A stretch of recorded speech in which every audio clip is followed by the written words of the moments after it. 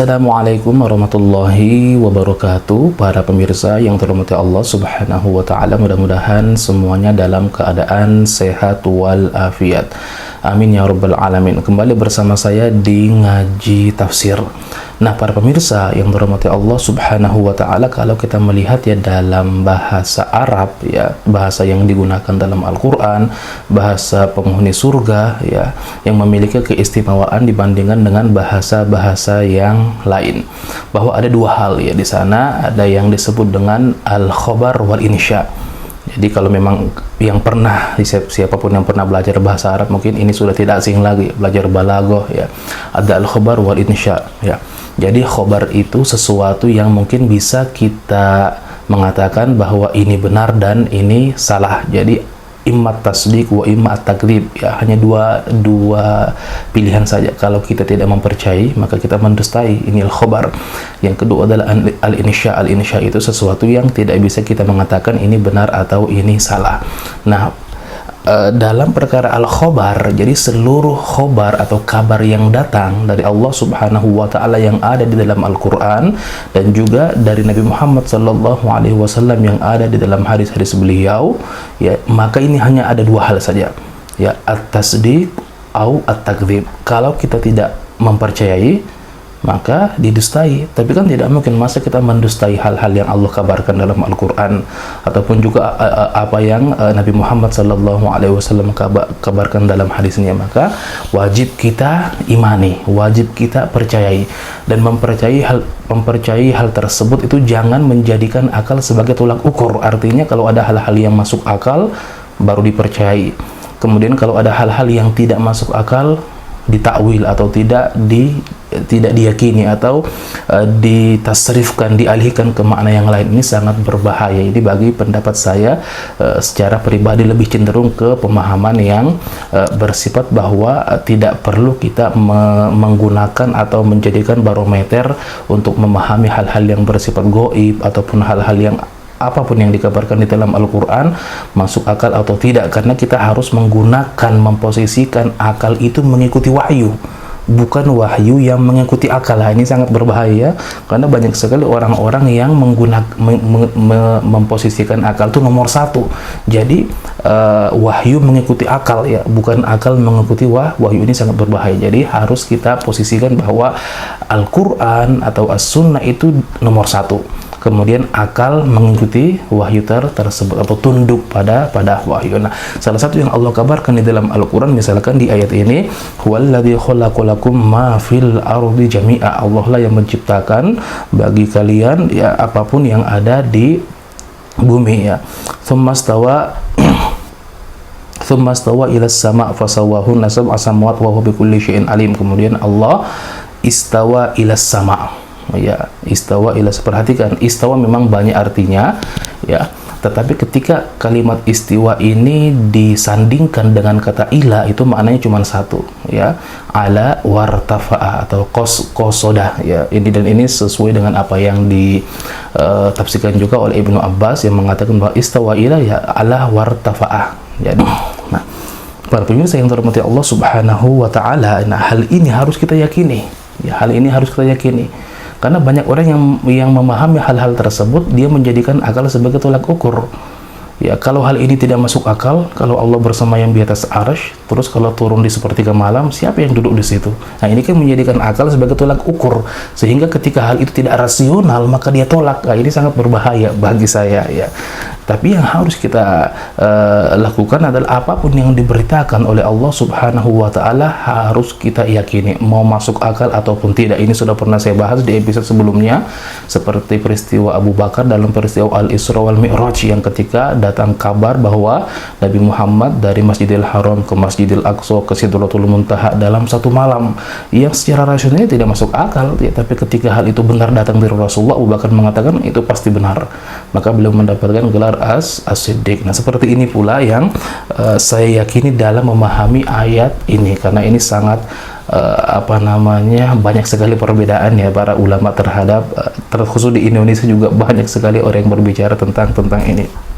Nah, di sini Allah mengabarkan bahwa Allah lah yang menciptakan ya, khalaqa lakum ma fil ardi jami'a, memberikan kita karunia seluruh apa yang ada di bumi ini untuk memudahkan kita untuk hidup ya. Kemudian Allah menyempurnakan penciptaan 7 lapis langit ya, 7 lapis langit.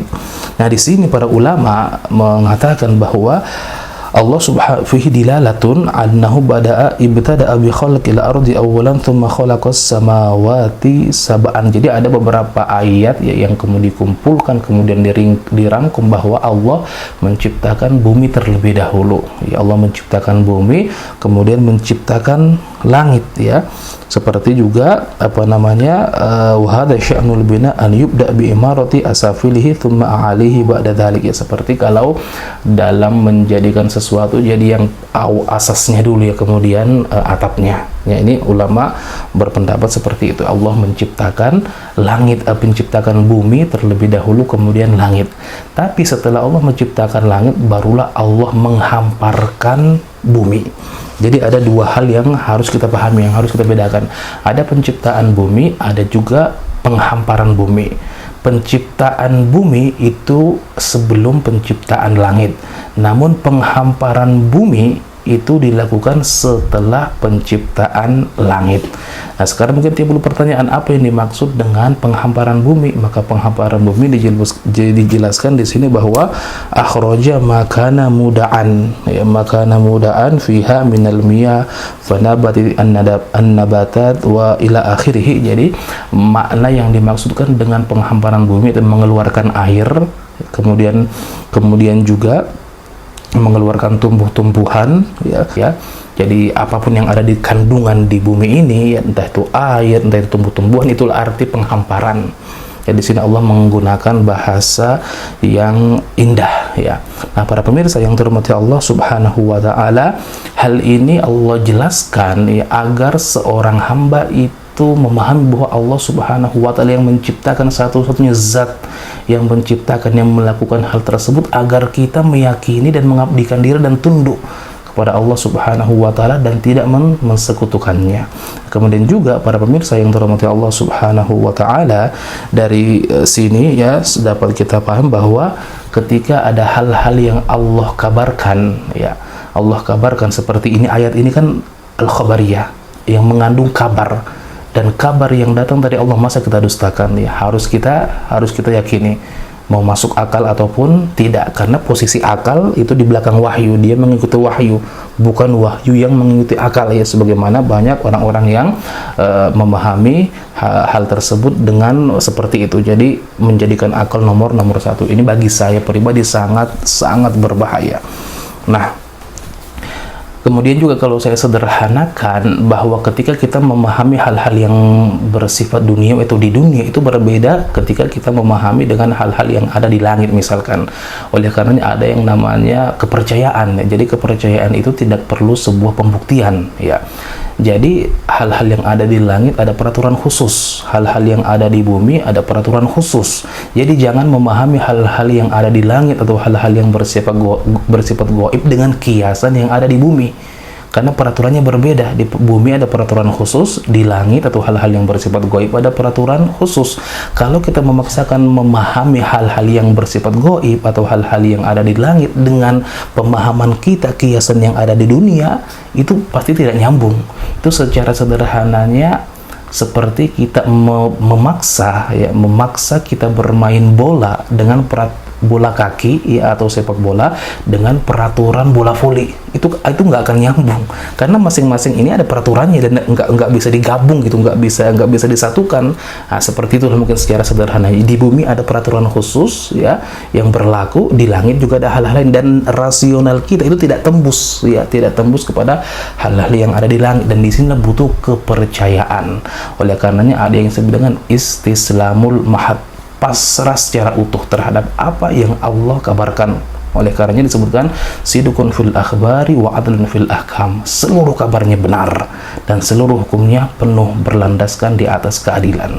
Nah, para pemirsa yang dirahmati Allah Subhanahu wa taala, nah kemudian juga di ayat selanjutnya ketika berbicara tentang ayat wa idz qala rabbuka lil malaikati inni ja'ilun fil ardi khalifah, ketika Allah menjadikan manusia, ya Allah ingin menjadikan manusia sebagai khalifah di muka bumi ini, yang ketika itu malaikat ingin mengetahui apa hikmahnya. Mungkin di sini kita memahami bahwa ya boleh ya kita kritis ya terhadap di sini memang mungkin kita malaikat kritis ingin mengetahui, bukan berarti bahwa malaikat tidak ridho terhadap apa yang Allah lakukan, tapi dijelaskan di sini apa yang ditanya oleh malaikat itu laisa ala wajhil i'tirad, bukan karena malaikat tidak ridho, wala ala wajhil hasad, bukan karena malaikat hasad kepada manusia seperti apa yang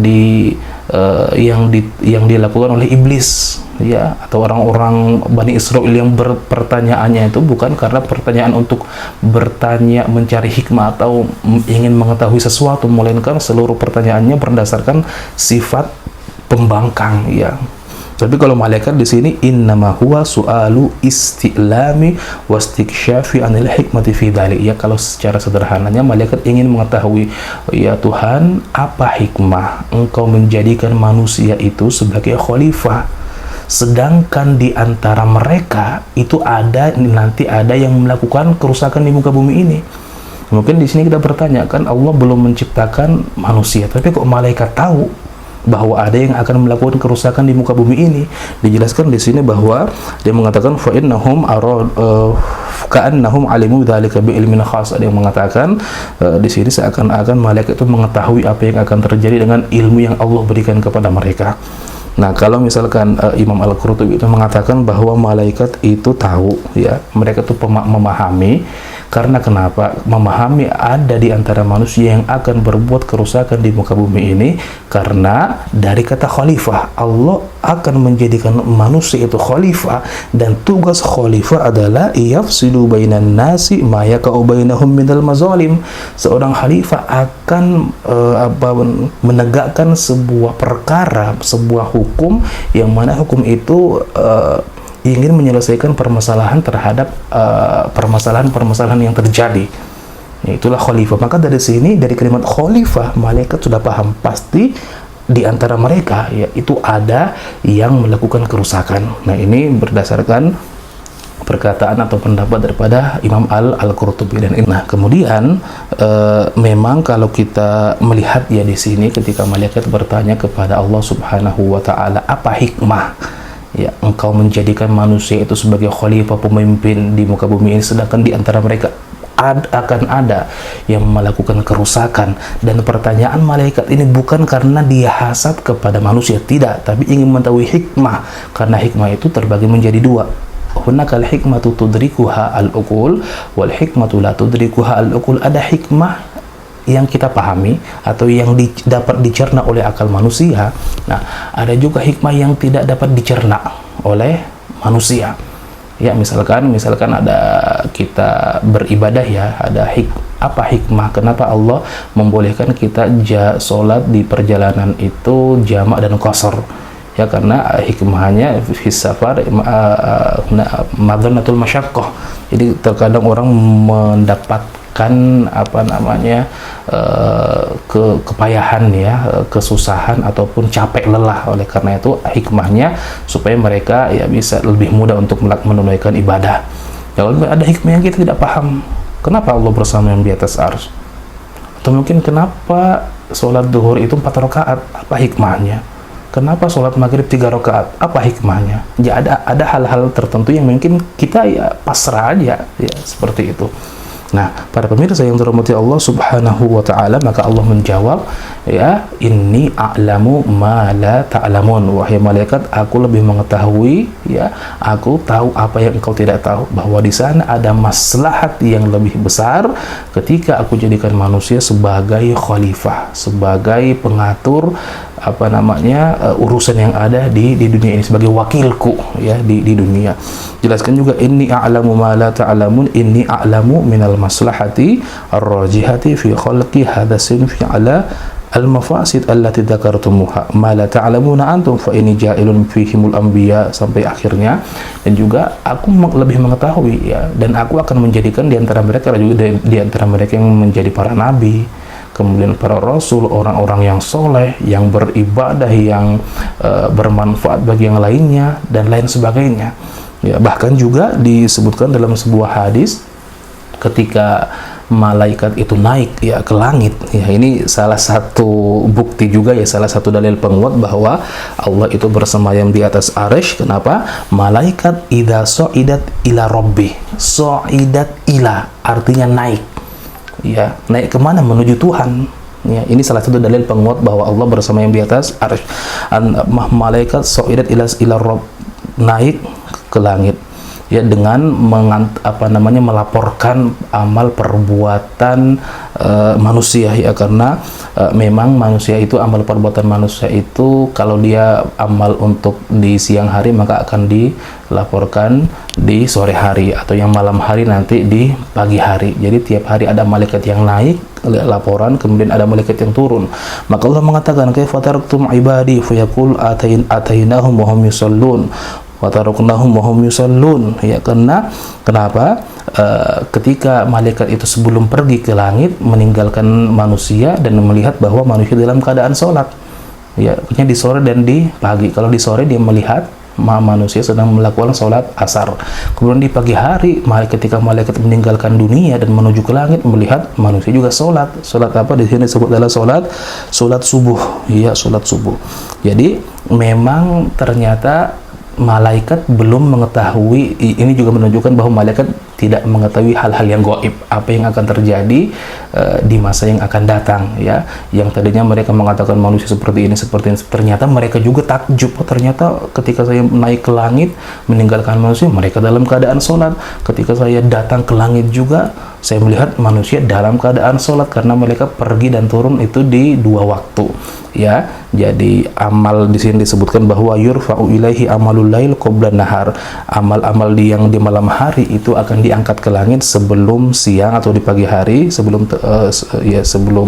terbit matahari. Wa amalun nahari qabla al-laili, dan perbuatan-perbuatan yang dilakukan di siang hari itu akan diangkat ke langit ya sebelum datangnya malam. Ya, jadi ini salah satu dalil yang menguatkan bahwa Allah Subhanahu wa taala itu bersemayam di atas arsy atau di langit. Dan hal-hal ini harus kita yakini, karena kenapa? Hadis ini itu termasuk jumlah khobariyah, kabar yang hanya ada dua hal. Kalau kita tidak yakini, kita nggak benarkan, maka kita dustakan. Tapi kan nggak mungkin sesuatu yang benar-benar hadis itu sahih kemudian kita dustai, maka harus kita yakini. Ya, mudah-mudahan kajian singkat ini bermanfaat bagi kita semua. Barakallahu fikum. Assalamualaikum warahmatullahi wabarakatuh.